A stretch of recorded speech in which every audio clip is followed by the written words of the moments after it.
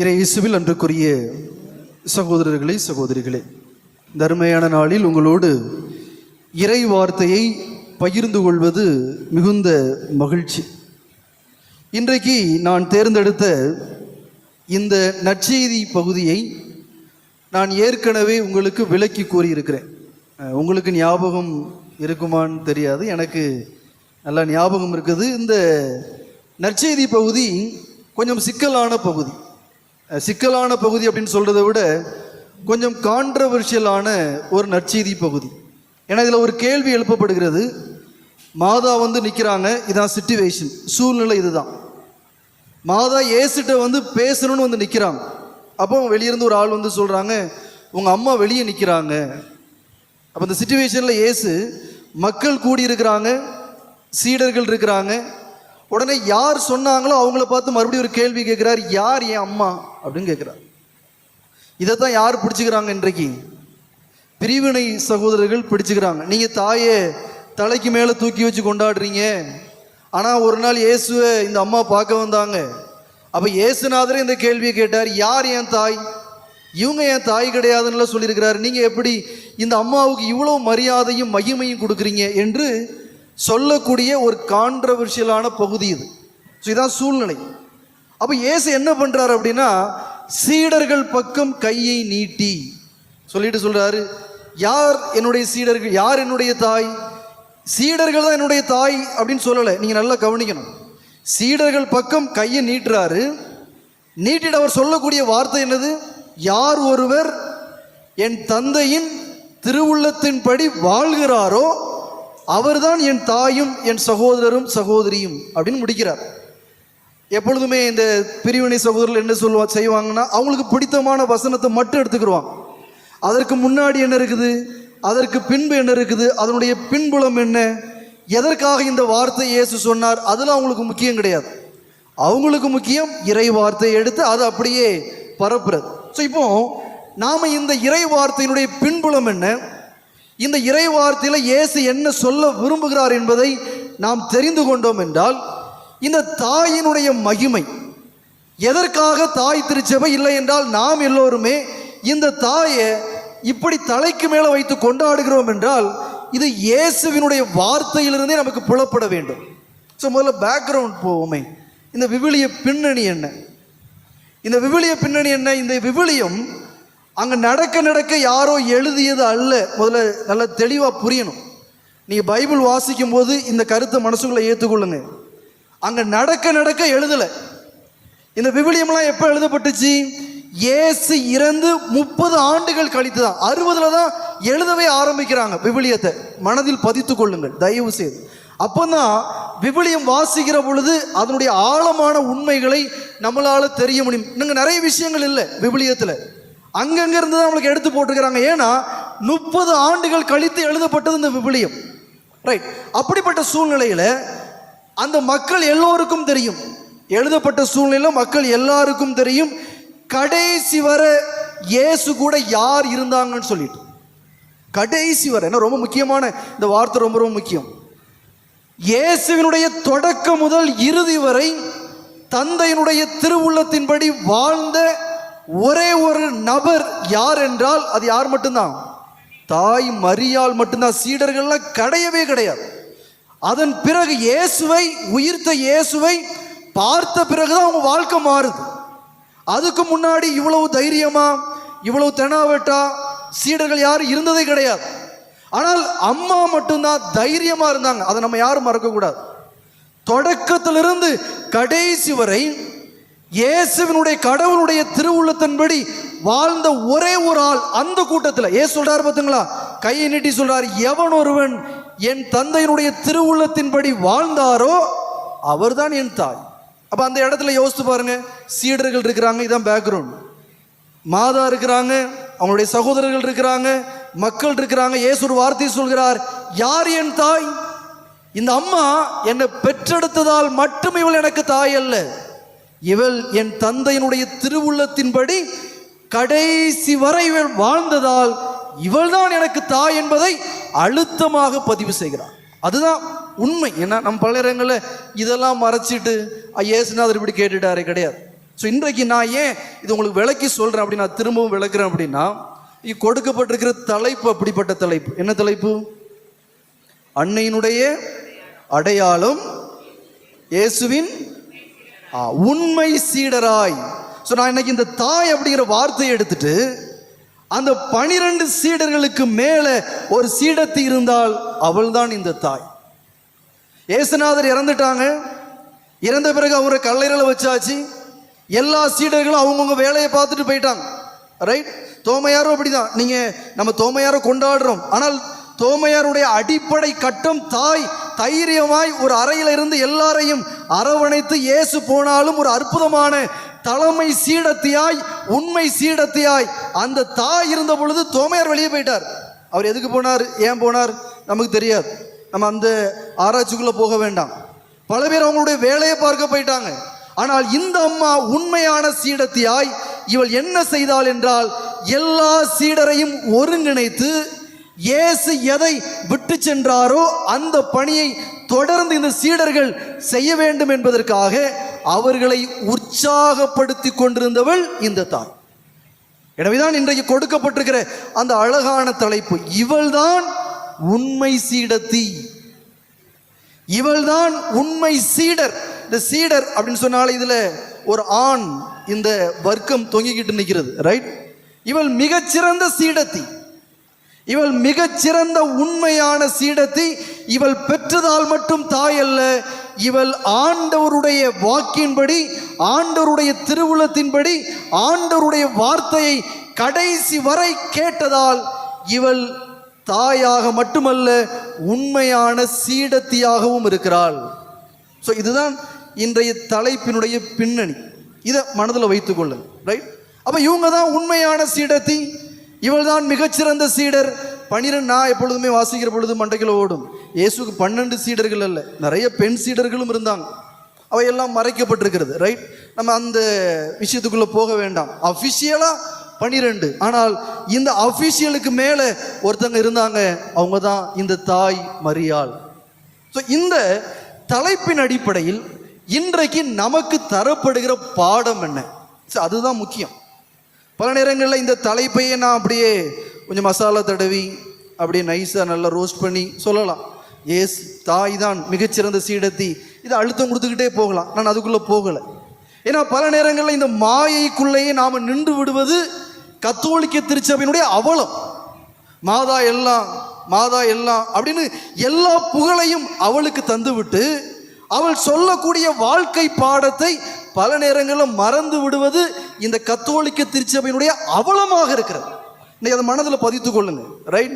நீங்கள் மாதாவுக்கு தரக்கூடிய உண்மையான மகிமை நீங்கள் நாளைக்கு சாயங்காலம் எடுக்க போகிற தேர் அல்ல. நான் தெளிவாக பதிவு செய்கிறேன். இந்த தாய்க்கு தரக்கூடிய உண்மையான பக்தி நீங்க இன்றைக்கு கொண்டாடுகிற, நாளைக்கு கொண்டாட போகிற விழா அல்ல. உண்மையான பக்தி என்பது இந்த தாய் எதை செய்தாலோ அதை செய்வது, எதை இந்த தாய் சொல்லுகிறாளோ அதை செய்வதுதான் உண்மையான பக்தியை தவிர வெறும் ஆடம்பரங்களை வைத்துக்கொண்டு இது எங்களுடைய உண்மையான பக்தி என்று சொல்வதில் அர்த்தமில்லை. இதைத்தான் மற்றவங்க நம்மளை பார்த்து கேலி பேசுறாங்க. அதுக்கு இந்த தாயையும் சேர்த்து அவன் அவமானப்படுத்துறான். நம்ம பண்ணக்கூடிய கூத்துக்கு, நம்ம அடிக்கக்கூடிய கூத்துக்கு இந்த அம்மாவையும் சேர்த்து வச்சு அவன் அவமானப்படுத்துறான். ஆனால் இந்த தாய் இன்றைக்கு உண்மையான சீடத்தி என்பதில் எந்தவித ஐயமும் இல்லை. இவள்தான் மிகச்சிறந்த சீடத்தி. எனவேதான் தாய் திருச்சபை இந்த அம்மாவுக்கு மிக அற்புதமான பெயரை தந்திருக்கிறது. இவள் இணை மீட்பர். துணை மீட்பர்லாம் கிடையாது, துணை மீட்பர் கிடையாது. துணை மீட்பர்னா சப்போர்ட். இணை மீட்பர் என்றால் இயேசுவோடு உடன் நடந்தவள். இயேசு எப்படி எனக்கு மீட்பை தருவதற்காக உடன் நடந்தாரோ அதுபோல இந்த தாயும் இயேசுவோடு இருந்து அவரோடு உடன் இருந்து எனக்கு மீட்பை தந்தார். எனவே இவள் இணை மீட்பர், துணை மீட்பர்லாம் கிடையாது. இந்த வார்த்தை ரொம்ப ரொம்ப முக்கியம். திருச்சபை மிக தெளிவாக அறுதியிட்டு சொல்கிறது, இவள் இணை மீட்பர். எனவே இந்த தாய் இன்றைக்கு ஒரு பாடம் நமக்கு சொல்ல விரும்புகிறாள். என்ன பாடம்? நான் உண்மை சீடத்தியா இருந்தேன், நீங்க சீடரா சீடத்தியா இருக்கீங்களா? இந்த கேள்வியை கேட்குறாங்க. நான் உண்மை சீடத்தியா இருந்தேன், நீங்க எனக்கு இவ்வளவு விழா கொண்டாடுறீங்க, ஃபைன், வெல் அண்ட் குட், நல்லது, சந்தோஷம். ஆனால் நான் சீடத்தியா இருந்தது போல, நான் சீடரா இருந்தது போல நீங்க சீடரா சீடத்தியா இன்னைக்கு இருக்கீங்களா? இல்லை என்றால் இருப்பதற்காகவாவது நீங்க முயற்சி எடுக்கிறீங்களா? இந்த கேள்வியை இன்னைக்கு இந்த அம்மா நம்ம எல்லாரையும் பார்த்து கேட்குறாங்க. இந்த கேள்வியை மட்டும் இன்னைக்கு கேளுங்க. ரைட்? நீங்க சீடத்தியா இருக்கிறீங்களா? சீடரா இருக்கிறீங்களா? இல்லைனா குறைந்தபட்சம் அப்படி இருப்பதற்கு நான் முயற்சி எடுக்கிறேனா? இந்த கேள்வியோட இப்பதான் மறையுறைக்குள்ளே நுழையிறோம். ரைட்? இவ்வளோ நேரம் எக்ஸ்பிளனேஷன் தான். ரைட்? அப்போ இன்றைக்கு நம்ம கிறிஸ்துவத்தை பார்த்தோம்னா 4 வகையான பிரிவுகளாக இருக்கிறாங்க. 4 வகையான பிரிவுகள். இந்த 4 கடைசி ஒன்று எடுத்துருங்க. இந்த 3 டைப்பு தான் அங்கே உள்ளே இருக்கும், எங்களையும் சேர்த்தான். நாங்களாம் பெரிய ஆட்கள் நினச்சிடாதீங்க, நாங்களும் இந்த 3 டைப்புக்குள்ளே தான் வருவோம். ரைட்? முதல் டைப் கிறிஸ்தவங்க இந்த 3 டைப்புக்குள்ளே தான் இருப்பாங்க. முதல் டைப் பார்வையாளர்கள். நீ கொஞ்சம் பேர் பார்வையாளராக வந்து உட்காந்துருப்பீங்க ஜாலியாக. ரைட்? என்ன நடக்குதுன்னு பார்ப்போமே. நல்லா கொட்டை அடிப்பாங்க, வெடி போடுவாங்க, வந்து நல்லா பாட்டு பாடுவாங்க. ரைட்? பார்வையாளர்கள். இன்னைக்கு ஒரு சில பேர் வெளியே உட்காந்துட்டு இருப்பான், தம்பிமார். இங்கே உள்ள பெரிய விஷயமே நடந்துட்டு இருக்கும், அவர் தலைவர் உட்காந்து செல்ஃபோன் பார்த்துட்டு இருப்பார். கோயிலுக்குள்ளே உட்காந்துட்டு பெண்கள், இளம் பெண்கள் செல்ஃபோன் பார்ப்பாங்க, அதுவும் நடக்குது. அந்த அநியாயமும். நீங்கள்லாம் பார்வையாளர்கள். எப்படி சினிமா படம் பார்க்க போவீங்கல்ல, பார்வையாளர்கள். ஒரு ஃபங்க்ஷன் போறீங்க, பார்வையாளர்கள்.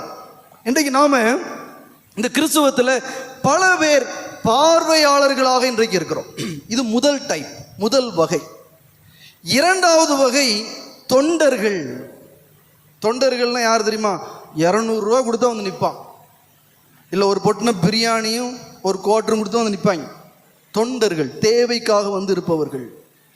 இன்னைக்கு ஒரு சில பேர் வந்து உட்கார்ந்து இருப்பீங்க தேவைக்காக, உங்களுடைய ஏதோ ஒரு தேவைக்காக இந்த ஆலயத்தை தேடி வந்திருப்பீங்க. ஏதோ மன ஆறுதல் கிடைக்காதா? இல்லை என்றால் நான் கேட்டது இன்றைக்கு கிடைக்காதா? இன்னும் ஒரு சில குரூப் உண்டு. ஏன்னா கோயில் போட்டி தூக்கம் வராது ஃபாதர், வயசாகிட்டுன்னா அப்படிதான். கோயிலுக்கு போயிட்டு தூக்கம் வராது. 4:30க்கெலாம் வந்து ஃபாதர் சக்ரீஸ்வரர் வந்து கதவை திறக்க மாட்டாங்க. ஆனால் ஒரு சில கூச்சு வந்து உட்கார்ந்துருக்கும். அவங்களாம் யாருன்னா தொண்டர்கள். கடமை இது செய்யாட்டி அவங்க வாழ முடியாது, அவ்வளோதான். பூசைனால அவங்களுக்கு பயன் இருக்குதா, ஆலயம் வர்றதுனால அவங்க வாழ்க்கை மாறி இருக்கிறதா, அதெல்லாம் முக்கியம் இல்லை. எனக்கு ஒரு தேவை இருக்கிறது, என்னுடைய கடமையை நான் இன்னைக்கு முடிக்கணும். இல்லை என்றால் நான் ஒரு கிறிஸ்தவன், இன்னைக்கு நான் ஞாயிற்றுக்கிழமை திருப்பலிக்கு போய் ஆகணும், அவ்வளோதான். என்னுடைய தேவையை நான் நிறைவேற்றி கொள்வதற்காக ஆலயம் வருகிறவர்கள் தொண்டர்கள். மூன்றாவது வகை பங்கேற்பாளர்கள். அவங்க ரெகுலர், வெரி ரெகுலர். குறைந்தபட்ச மனசுக்குள்ள ஒரு எண்ணம் இருக்கும், நம்ம கொஞ்சமாவது இயேசு மாதிரி இருக்கணும், இன்னைக்கு என்ன சொல்றாரோ அதை வாழலாமே. பங்கேற்பாளர்கள் உண்மையான ஏக்கத்தோடு, உண்மையான ஆர்வத்தோடு ஆலயம் வரக்கூடியவர்கள். இந்த 3 கேரக்டர், 3 டைப். 4வது ஒரு டைப் இருக்குது, அவர்கள் சீடர்கள். யார் சீடர்கள்? ஆண்டவருடைய வார்த்தையை கேட்டு அதன்படி வாழ்கிறவர்கள். இது காமன் டெஃபினிஷன். ஆனால் லூக்கா நற்செய்தியில யார் சீடர்கள் என்று ஆண்டவர் 3 வகையான விஷயங்களை குறிப்பிடுகிறார். யார் என் சீடராக இருக்க முடியும்? ஸோ நான் இங்கே சொல்லிட்டேன், அன்னை மரியாள் உண்மையான சீடத்தி, அன்னை மரியாள் மிகச்சிறந்த சீடத்தி. நான் இந்த கேட்டகரியில், இந்த 3 கேட்டகரியில் தான் நான் இருப்பேன். ஆனால் இன்றைக்கு இந்த தாய் சொல்லக்கூடிய விஷயம் என்னன்னா, 4வது கேட்டகரிக்கு வாங்க, சீடரா சீடத்தியா மாறுங்க, முயற்சி எடுங்க. அப்போ ஆண்டவர் ஒரு 3 விஷயங்களை சொல்றார். நீ ஏன் சீடரா இருக்கணும்னா என்ன செய்யணும்? பைபிள் இருக்குது, என்னையை திட்டாதீங்க. இப்போ நான் சொல்ல போகிற விஷயம் அப்படி கடிச்சு குதறில்லாம் போல இருக்கும் என்னையை பார்த்து. நான் சொல்லலை, உங்கள் ஆளு ஏசுநாதர் தான் சொல்லியிருக்கார். நீ ஏன் சீடரா இருக்கணும்னா பூசைக்கு வர்றது முக்கியம் கிடையாது. நீ ஏன் சீடரா இருக்கணும்னா ஜெபமாலை உருட்டுறது முக்கியம் கிடையாது. நீ ஏன் சீடரா இருக்கணும்னா ஞானஸ்தானம் வாங்குறது முக்கியம் கிடையாது. அவர் சொல்லுகிறார், நீ ஏன் சீடரா சீடத்தியா இருக்கணும்னா லூக்கா நற்செய்தி 14வது அதிகாரம் 25வது வசனம். எனக்கு தெரியும் கண்டிப்பாக நீ பைபிள் கொண்டு வந்திருக்க மாட்டீங்க. நம்மெல்லாம் பார்வையாளர்கள் தானே, பங்கேற்பாளர்கள் கிடையாது, சீடர்கள் சீடத்திகள் கிடையாது. ஜாலியாக போயிட்டு ஜாலியாக வருவோம். பைபிள் என்னத்துக்கு? அப்படிதானே? ரைட், நானே வாசிக்கிறேன். லூக்கா நற்செய்தி 14வது அதிகாரம் 6வது வசனம் சொல்கிறது, என்னிடம் வருபவர், முதல் விஷயம், சீடராருக்கான முதல் தகுதி, என்னிடம் வருபவர் தம் தந்தை, தாய், மனைவி, பிள்ளைகள், சகோதரர்கள், சகோதரிகள் ஆகியோரையும், ஏன் தம் உயிரையும் என்னை விட மேன்மையாக கருதினால் அவர் என் சீடராய் இருக்க முடியாது. ஸோ முதல் கண்டிஷன் என்னது? நீங்கள் அவருடைய சீடராக இருக்கணும்னா எல்லாத்தையும் விட்டுட்டு வந்துடணும். ஒரு சில மனைவிமார் நினைப்பீங்க, ரொம்ப சூப்பர் ஃபாதர், என் வீட்டுக்காரரை விட்டுட்டு வந்துடும் ஃபாதர்.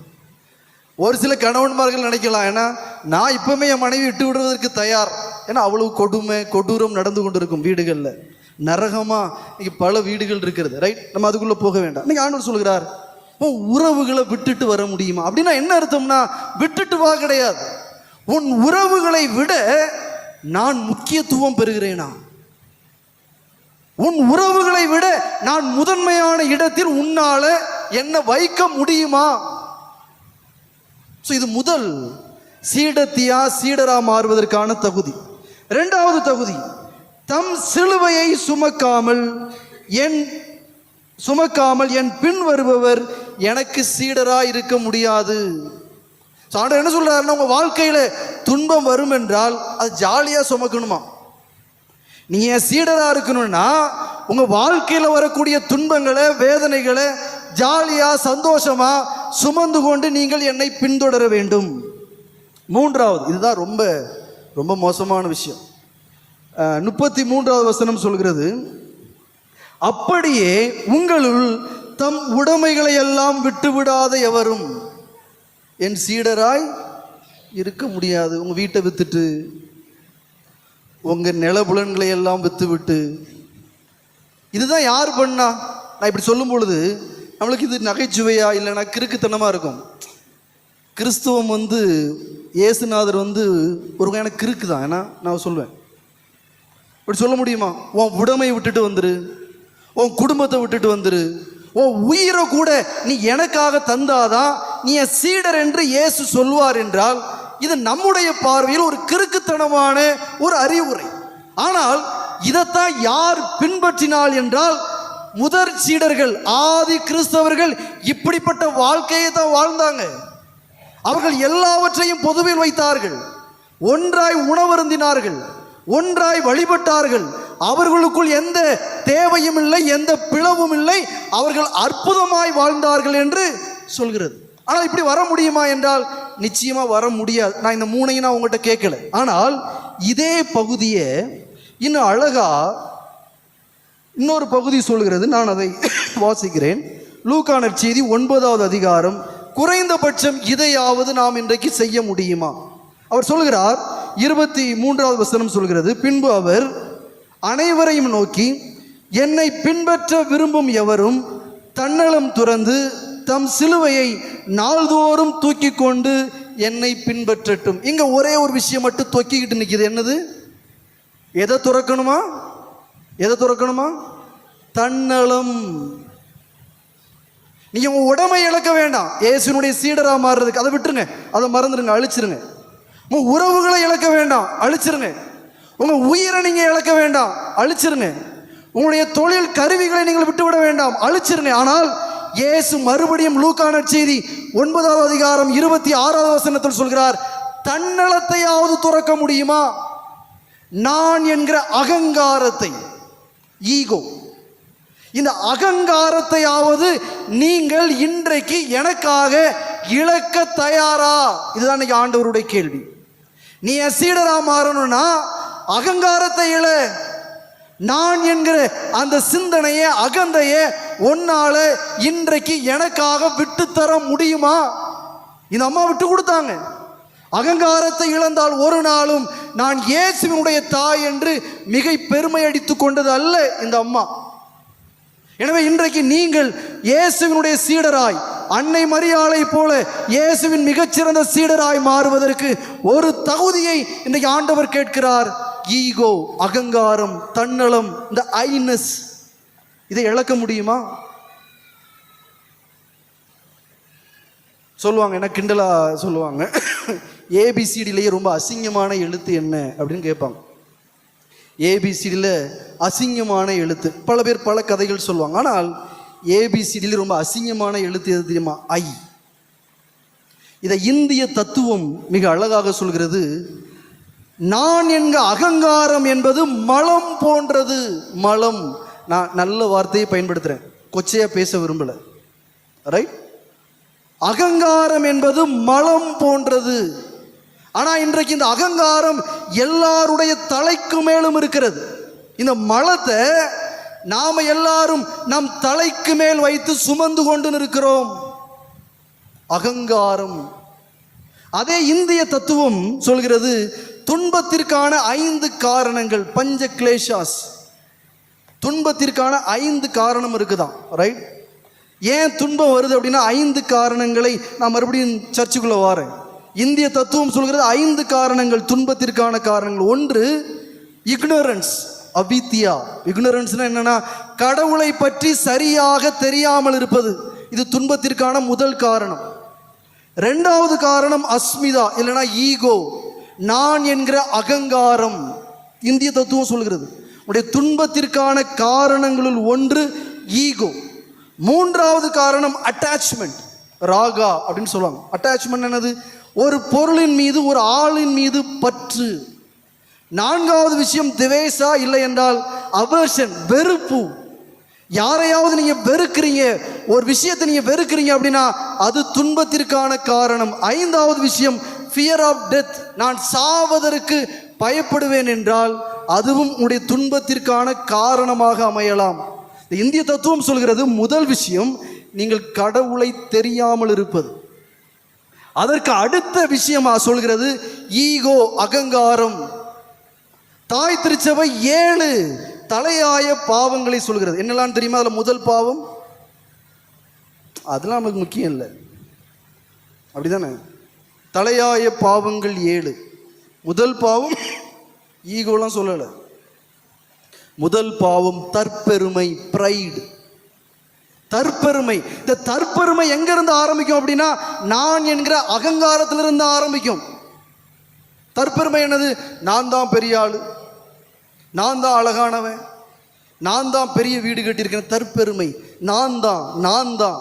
இந்த அகங்காரத்தில் இருந்துதான் இந்த தற்பெருமை ஆரம்பிக்கிறது என்றால் தாய் திருச்சபை சொல்கிறது தலையாய பாவங்களுள் முதன்மையான பாவம் தற்பெருமை என்றால் இந்த தற்பெருமைக்கான அடிப்படையான காரணம் நான் என்கிற அகங்காரம். பழமொழியாகமும் மிக அழகாக இதனை கோடிட்டு காட்டுகிறது. பழமொழியாகமும் இல்லை என்றால் புதிய மொழிபெயர்ப்பில் நீதிமொழிகள் 16:18 சொல்கிறது, அழிவுக்கு முந்தியது அகந்தை. வார்த்தையை கவனிங்க, அழிவுக்கு முந்தியது அகந்தை. நீ ஈகோ பிடிச்சி நான் என்கிற அகங்காரத்தில் இருக்கிறன்னா என்ன அர்த்தம்? பைபிள் சொல்லுது நீ அழிய போறன்னு அர்த்தம். நீ ஒண்ணுமில்லாம ஆக போறன்னு அர்த்தம். நான் சொல்லலை, எண்ணி திட்டாதீங்க. விவிலியம் சொல்கிறது அழிவுக்கு முந்தியது அகந்தை. அடுத்த வார்த்தை கழுவிங்க, வீழ்ச்சிக்கு முந்தியது வீண் பெருமை, தற்பெருமை. வீழ்ச்சிக்கு முந்தியது, நீ கீழே விழ போறன்னு அர்த்தம். யாரெல்லாம் இன்றைக்கு அகங்காரத்தோடு நான்குங்கிற திமிரோடு இன்னைக்கு பல பேர் அப்படி திரிகிறீங்க, ஏன்னா திமிர்த்தனம், நம்ம தான் பெரிய அப்பாட்டக்கர் நினைப்பு. Actually you are 0. நீங்கள் அப்படி ஒரு ஏரியல் வியூ எடுத்து பாருங்களேன் உங்களுக்கு மேலே. இன்னைக்கு ஒரு சில பேருங்க நினச்சிட்டு இருப்பீங்க நம்ம தான் பெரிய ஆள் இந்த பங்குல, இந்த சபையில், எங்கள் அன்பியத்தில், என் குடும்பத்தில். சாமிமாரிலே நினைக்கலாம் நாங்கள் தான் பெரிய ஆள் சாமிமாரில். அப்படியே ஒரு ஜூம் பண்ணி அப்படியே ஒரு ஏரியல் வியூ மேலே போய் இன்னைக்கு வந்துட்டு பார்த்தீங்களா ட்ரோன் ஷாட். ஒரு ட்ரோன் ஷாட் எடுத்து பார்த்தோன்னு வச்சுக்காங்களேன், நீங்கள்லாம் மண்ணிலும் மண், ஒன்றுமே கிடையாது. யுவர் 0. நீங்களும் நானும் 0. ஏதோ இங்கே நிற்கிறதுனால ஏதோ உங்களுக்கு இந்த உலகமே ஏதோ உங்களை சுற்றி இருக்கிற மாதிரி இருக்கும். கொஞ்சம் மேலே போய் பாருங்க, நீங்கள் 0. மண், ஏன்னா மண்ணும் கிடையாது. அதுக்கு மேலே போயிட்டா மண்ணிலும் ஒன்றும் இல்லாமல் போயிடுவோம். ஆனால் நமக்குள்ள எவ்வளவு அகந்தை, எவ்வளவு ஆணவம், எவ்வளவு சண்டியத்தனம், எவ்வளவு திமிர்த்தனம். ஆண்டவர் சொல்கிறார், நீ என் சீடரா இருக்கணும்னா இந்த அகந்தையனை விட்டொழி. ஆண் என்கிற அகங்காரம், கணவன் என்கிற அகந்தை, இல்லை என்றால் ஒரு சில வீட்டில் மனைவி என்கிற அகந்தை, சாமியார் என்கிற அகந்தை, ரைட், இந்த சபையினுடைய தலைவர் என்கிற அகந்தை, அன்பியத்தினுடைய பொறுப்பாளர் என்கிற அகந்தை, நான் தான் கிளாஸ் லீடர் அப்படிங்கிற அகந்தை, ஏன்டா நிறைய பணம் இருக்கிறது என்கிற அகந்தை. இந்த அகந்தையை கொஞ்சம் சீர்தூக்கி பாருங்களேன். மேலே போய் பார்த்தீங்கன்னா நீங்களா ஜீரோ. இன்னொன்று யோசித்து பாருங்களேன், இட் இஸ் நாட் பெர்மனன்ட். இது நிலையானது அல்ல. நானும் அப்படி தான். இந்த முடியை பற்றியெல்லாம் வெள்ளை வெள்ளையாக இருக்குது. முதல்ல கருப்பு முடி இருக்கும் போதெல்லாம் நல்லா சீப்பி விட்டு டிசைனாக சைட்லலாம் வெட்டி விட்டு முடிஞ்சு போச்சு. நிலையற்றது. இன்னைக்கு உலகத்தில் எதுவுமே நிலையானது கிடையாது. உறவுகளும் சரி, பணமும் சரி, உடல் நிலையும் சரி, எதுவுமே நிலையானது கிடையாது. எல்லாமே நிலையற்றது, எல்லாமே கடந்து போகும் என்றால் நீங்கள் எப்படி திமிர்த்தனமாக அடைகிறீங்க? உடல் கஷ்டமட்டாக இருந்தோடனே பெரிய ரவுடி மாதிரி தெரிகிறது. எத்தனை நாளைக்கு? 50 வயசு 60 வயசு போகும்போது எல்லா தோலும் சுருங்கி ஒன்றும் இல்லாமல் போயிடுவோம். நிலையற்றது. தயவு செஞ்சு உள் வாங்கிக்காங்க. இன்னொரு விஷயம் இருக்குது. ஏன்னா அந்த ஈகோவுக்கு பின்னாடி எதுவுமே உங்களுடையது அல்ல. இன்னைக்கு கையில் பிடிச்சிக்கிட்டு நான் தான் பெரிய ஆள் நினைக்கிறீங்களா? அது உங்களுடையதே அல்ல. உதாரணமாக ஒரு பெண் நினைக்கலாம் நான் தான் ரொம்ப அழகு அப்படின்னு சொல்லிட்டு இது திமிர்த்தனமாக நீங்கள் இருப்பீங்கன்னு வச்சுக்காங்களேன், ஈகோவோட. இந்த அழகு உங்களுடையதா? கிடையாது. உங்கள் அம்மாவும் அப்பாவும் தந்த போட்ட பிச்சை அது. அம்மாவும் அப்பாவும் தந்த பிச்சை அது. ஆனால் அதை நினைக்கிறது இல்லை. இப்போ உங்கள் கையில் பணம் இருக்குதே, அது உங்களுடைய உழைப்பா? கிடையாது. யாரோ ஒருத்தர் உங்களுக்காக உழைத்து போட்ட பிச்சை அது. ஒரு பொறுப்பில் இருக்கிறீங்க, இந்த பொறுப்பு உங்களுடையதா? கிடையாது. அந்த டீமில் எல்லாரும் சேர்ந்து உங்களுக்கு தந்த ஒரு அற்புதமான வாய்ப்பு, அவ்வளவுதான். ஆனால் அதை அகங்காரமாக பார்க்குறோம், அகங்காரமாக தெரிகிறோம். இல்லை, எல்லாமே அழிந்து போகும், எல்லாமே நிலையற்றது. எனவேதான் மிக தெளிவாக விவிலியம் சொல்கிறது, அகந்தையை விட்டு ஒழியுங்கள். எனவேதான் ஆண்டவர் சொல்கிறார், தன்னலம் துறந்து என்னை பின்பற்றுவாய் என்றால் நீ என் சீடராய் இருக்க முடியும். நானும் கதறி இப்போ வச்சுட்டேன். தன்னலத்தை துறந்துருங்க, ஈகோவை உடைச்சிருங்க. ஆனால் நம்மளால் அதை விட முடியாது. அப்படிதானே? பாருங்களேன், இந்த ஈகோனுடைய பரிமாணங்கள் இது எப்படி பிரிஞ்சு போகும் பாருங்களேன். இன்றைக்கு நீங்கள் மன்னிக்காம பழி வாங்குகிற எண்ணத்தோடு இருக்கிறீங்கன்னா காரணம் என்ன? ஈகோ. அவங்க என்ன பார்த்து இப்படி சொல்லிட்டாங்க ஃபாதர், என்ன பார்த்து இப்படி பேசிட்டாங்க ஃபாதர், என்ன பார்த்து எப்படி அவங்க பேசலாம், என்ன என்ன நான் நான். நீங்க மன்னிக்க முடியாம இன்னைக்கு இந்த பாவத்துக்குள்ள இருக்கிறீங்க அப்படின்னா காரணம் ஈகோ, நான் என்கிற அகந்தை, அகங்காரம். ஆண்டு ரொம்ப அழகா சொல்றாருல, நீ ஆலயத்துக்குள்ள வருகிற பொழுது, அதனாலதான் உங்களெல்லாம் நான் பார்வையாளர்கள்ங்கிறேன், நீங்க பங்கேற்பாளர்களோட கிடையாது. நீ ஆலயத்துக்குள்ள வருகிற பொழுது உன் மீது யாருக்காவது கோபம் இருக்கும் என்று நீ நினைவுற்றால் உன் காணிக்கையை அங்கேயே வச்சுட்டு வெளியே போங்கிறார் ஆண்டவர். போயிட்டு முதல்ல அவனோடு சமாதானம் செய்து விட்டு அப்புறம் ஆலயத்துக்குள்ள வா. உன் ஈகோவை உடைச்சிட்டு வா, அகங்காரத்தை உடைச்சிட்டு நீ ஆலயத்துக்குள்ள வாங்குறார். இன்னைக்கு எத்தனை பேர் மன்னிக்க முடியாம உள்ள உட்கார்ந்துட்டு இருக்கிறீங்க? உங்க ஈகோவை உங்களால உடைக்க முடியுமா? இன்னைக்கு போய் உடைக்க முடியுமா? சும்மா பங்கேற்பாளர்கள் தானே. அது ஒன்று கேட்டால் அது எப்படி ஃபாதர் முடியும்? முடியாது. அதுதான் கிறிஸ்தவம், அதுதான் சீடத்துவம். அவர்கள் தான் சீடர்கள். அப்படி ஈகோவை உடைச்சு மன்னிக்கிறாங்களே, அவர்கள் தான் சீடர்கள், அவர்கள் தான் சீடத்திகள். இது முதல் பரிமாணம். ரெண்டாவது பரிமாணம் ஈகோ. எனக்கு வேணும், எனக்கு வேணும்னு சொத்தை சேர்த்துக்கிட்டே இருக்கிறீங்க பாருங்களேன். புனித அகுஸ்தீனார் சொல்கிறார், உங்கள் வீட்டில் ஒரு 200 சேலை வச்சுருப்பீங்கன்னா, அவருடைய வார்த்தையை நான் அப்படியே கொஞ்சம் பெருசாக்குறேன். நீங்கள் 200 சேலை வச்சுருப்பீங்கன்னா அதில் 100 சேலை யார் வீட்டு ஏழையினுடைய சேலையோ நீங்கள் திருடி வச்சுருக்கீங்கிறார். அளவுக்கு அதிகமாக சேர்க்கப்படுகிற சொத்து வேறு யாருடைய சொத்தோ நீங்கள் திருடுகிறீர்கள். நான் சொல்லலை, புனித அகுஸ்தீனார் சொன்னார். என்னையும் திட்டாதீங்க, 100 சேலை 200 சேலை வச்சுருக்கிறவங்கெல்லாம். நம்ம தங்குறதுக்கு 1 ரூம் 2 ரூம் போதும். நம்ம மாடி மாடியாக கட்டிக்கிட்டே போகிறோம். அதை மெயின்டைன் பண்ணவே முடியாது. உங்களால் மெயின்டைன் பண்ணுறதுக்கு ஒரு வேலையாளை வச்சுருப்பீங்க. அப்புறம் என்னத்துக்கு அந்த வீடு? இது அகங்காரம். நான் நான் பெரிய வீடு கட்டியிருக்கேன், ஒரு கார் போதாதா, 3 கார் நிற்கும். நான் 3 கார், நான் சொத்து சேர்க்கிறோம் பாருங்க, பரிமாணம், அகந்தையினுடைய பரிமாணம். சில நேரங்கள் இந்த ஈகோ என்ன செய்யும்னா அடுத்தவங்களை கொலை செய்ய கூட வைக்கிறது. பரிமாணம் இது அப்படி போயிட்டே இருக்கும். பல பாவங்களுக்கு காரணமே இந்த அகங்காரம் தான். எனவே இன்னைக்கு ஆண்டவர் மிக தெளிவாக அழுத்தமாக பதிவு செய்கிறார், இந்த அகங்காரத்தை நீங்கள் விட்டொழிக்காமல் நீங்க என் சீடரா சீடத்தியா இருக்க முடியாது என்பது ஆண்டவருடைய ஆணித்தரமான செய்தி, தாயினுடைய ஆணித்தரமான செய்தி. கேட்க செவியுள்ளோர் கேட்கட்டும். ஆமென்.